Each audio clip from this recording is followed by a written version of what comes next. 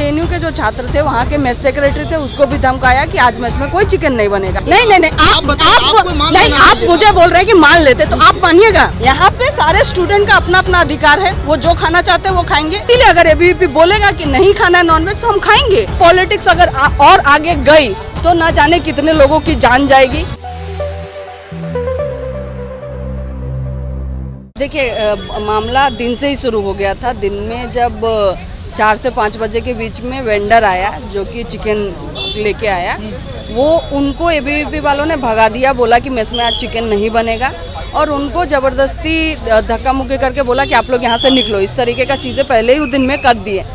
ये खबर बाकी लोगों को पहुंची, और कल संडे का दिन था। संडे के दिन में हर हॉस्टल में खाना बनता है, वेज भी बनता है, नॉन वेज भी बनता है, और ये आज से नहीं हमेशा से चला आ रहा है। अब हर जगह बना था, सिर्फ कावेरी हॉस्टल में बोल रहे थे कि हम पूजा करेंगे, इसीलिए कोई चिकन नहीं खाएगा, ना चिकन बनेगा, और उनको भगा दिया। और उसका भी वीडियो आप लोग को मिल गया होगा, जिस तरीके से उन्होंने धमकी देके उनको बाहर निकाला।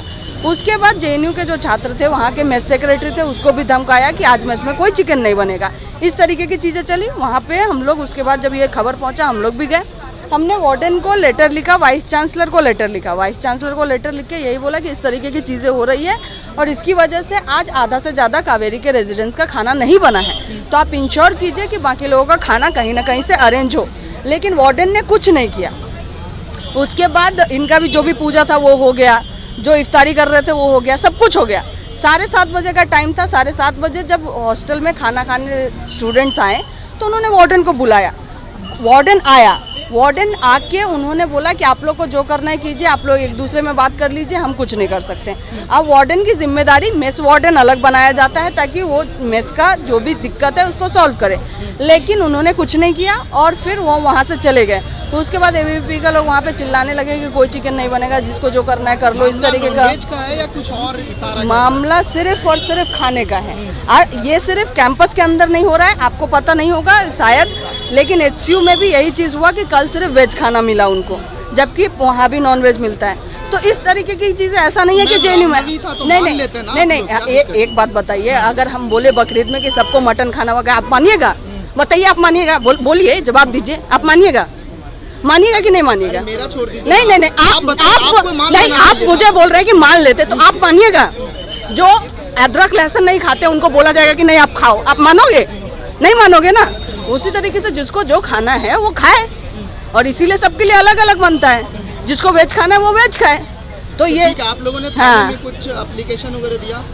हमने एफआईआर दिया है। जितने लोगों को चोट लगी है, सबका जवाबदेही मांगा गया है, और इसीलिए आप जो मीडिया वाले लोग सब यहाँ पे पूछ रहे हैं कि आप क्यों नहीं मान गए, हम आपसे पूछते हैं। मेयर ने पूरे दिल्ली में बोला कि बंद कर दो, आपने बोला जाके उनको कि आप ऐसा क्यों कर रहे हैं? जिसका अधिकार है खाने का, आप जिसका बेचने का अधिकार है, आप बेचने दीजिए। इस तरीके से कौन सरकार चलाता है कि बोले कि आप नॉनवेज मत खाओ, आप वेज मत खाओ?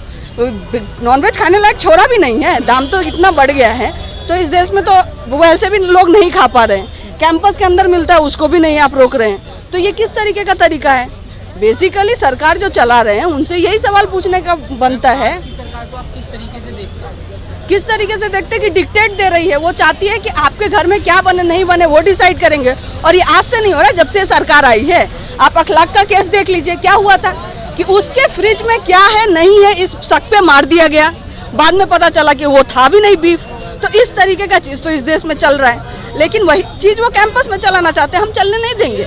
यहाँ पे सारे स्टूडेंट का अपना अपना अधिकार है, वो जो खाना चाहते हैं वो खाएंगे, जैसा पहनना चाहते हैं वो पहनेंगे, कोई डिक्टेट नहीं करेगा।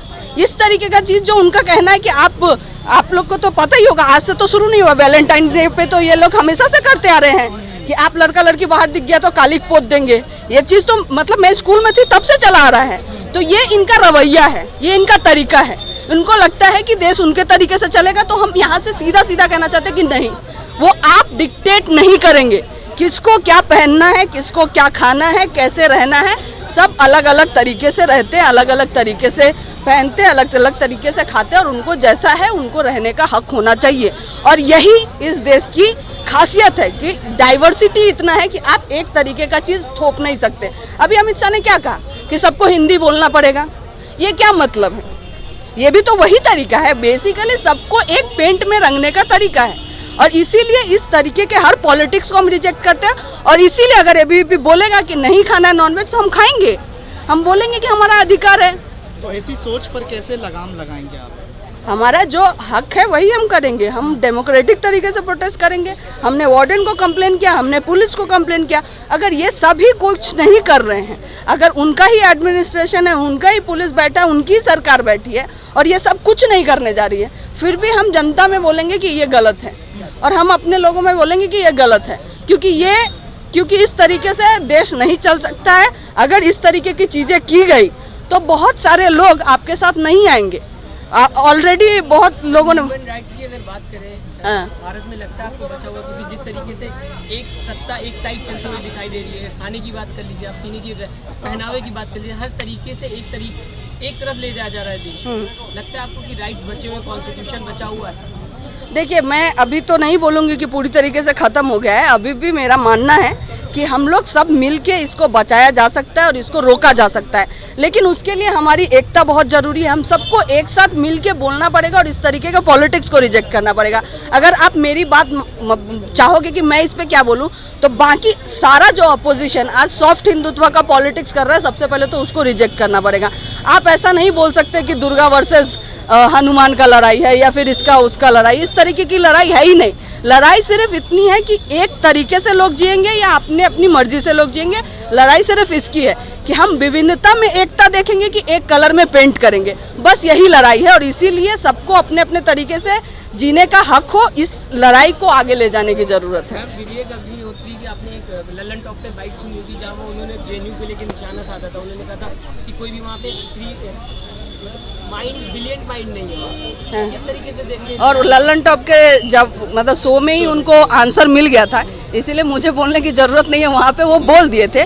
लेकिन मैं एक बात उनको बोलूँगी, विवेक अग्निहोत्री जी को, ये जो फिल्म बनाया और जिसमें दिखाया कि जेएनयू एक तरीके का लोग है, एक तरीके से सब सोचता है, तो उनको मैं बोलना चाहूँगी नहीं, ऐसा नहीं होता है। यहाँ पे भी अगर आप जेएनयू को देखेंगे, जेएनयू का जिस तरीके से एडमिशन प्रोसेस होता था, उसमें जेएनयू में हर तबके से लोग आते हैं और हर जगह से लोग आते हैं। और इसीलिए जेएनयू में जैसे आप देखेंगे केरला, तमिलनाडु, गोवा, हर जगह से लोग हैं। नॉर्थ ईस्ट से लोग हैं, नॉर्थ ईस्ट लोग अपना अलग फेस्टिवल मना, सब होता है यहाँ पे, हर तरीके से चीज़ें मनाई जाती है। और यही खासियत है कि अलग अलग लोग अलग अलग तरीके से रहे, अपने इससे रहे। और इस चीज़ को अगर वो बोलेंगे कि बाकी सब सोच गलत है, सिर्फ उनकी सोच सही है, तो ये अपने आप में ही एक गलत धारणा है और गलत सोच है। और उनकी सोच की वजह से लगातार आप देखें कि इस देश में कम्युनल वायलेंस भी हुए, लोग मरे भी।